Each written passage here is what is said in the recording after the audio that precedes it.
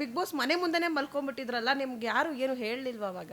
Ma'am ಅಂದರೆ ಅದು ಒಂಥರ ನನಗೆ ಇಷ್ಟ ಮ್ಯಾಮ್. ಹೆಂಗೆ ಅಂದರೆ ಯಾರೂ ಮಾಡಿಲ್ಲ ಮ್ಯಾಮ್, ನಂತರ ಹೋಗಿ ಯಾರು ಕನ್ನಡದಲ್ಲಿ ಯಾರೂ ಮಾಡಿಲ್ಲ. That is very true. ನಿಮ್ ತರ ಯಾರು ನಮ್ಮ ಮಾಡೇ ಥರ ಇಲ್ಲ. ಯಾರೂ ಮಾಡಿಲ್ಲ, ಯಾರೂ ಮಾಡಲೇಬಾರ್ದು ಅಂತ ನಾನು ಫಸ್ಟ್ ಡೇ ಹೋಗ್ಬಿಟ್ಟು ಏನು ಮಾಡಿದೆ, ಇನ್ನು ಅವಾಗ ಸೆಟ್ಟೆಲ್ಲ ಹಾಕ್ಬಿಟ್ಟಿದ್ರು. ಸ್ಟಾರ್ಟ್ ಆಯ್ತಾಯ್ತು, ಇನ್ನು ನಾರ್ಮಲಾಗಿ ಎಲ್ಲ ಪೇಂಟ್ ಎಲ್ಲ ಹೊಡಿತಿದ್ರು, ಬಿಗ್ ಬಾಸ್ ಲೋಗೋ ಕಾಣಿಸ್ತಾ ಇತ್ತು. ಸುಮ್ಮನೆ ಯಾರಿಗೂ ಗೊತ್ತಿಲ್ದಿರೆ ಕಣ್ ತಪ್ಪಿಸ್ಕೊಂಡು ಹೋದೆ. ಒಳಗಡೆ ಹೋಗ್ಬಿಟ್ಟು ಒಂದೇ ಒಂದು ವೀಡಿಯೋ ಮಾಡಾಕಿದ್ದು ನಾನು. ಅಂತೂ ಇಂತೂ ಸೀಸನ್ 11ಗೆ ಸೆಲೆಕ್ಟ್ ಆಗಿಬಿಟ್ಟಿದ್ದೀನಿ ಅಂತ ಕಿಚ್ಚಾಪದೆ ಸೆಲೆಕ್ಟ್ ಮಾಡಿಬಿಟ್ರು ಅಂತ ಒಂದು ವಿಡಿಯೋ ಮಾಡಿದೆ. ಫುಲ್ ವೈರಲ್ಲು, ಫಸ್ಟ್ ದಿನನೇ ವೈರಲ್ಲು. ಏನೋ ಒನ್ ಅವರ್ಗೆ ಏನಿಲ್ಲ ಅಂದರೂ ಒಂದು 500K 700K ವ್ಯೂಸ್ ಹೊಂಟೋಯ್ತು. ಶಾಕ್ ಆಗಿಬಿಟ್ಟೆ.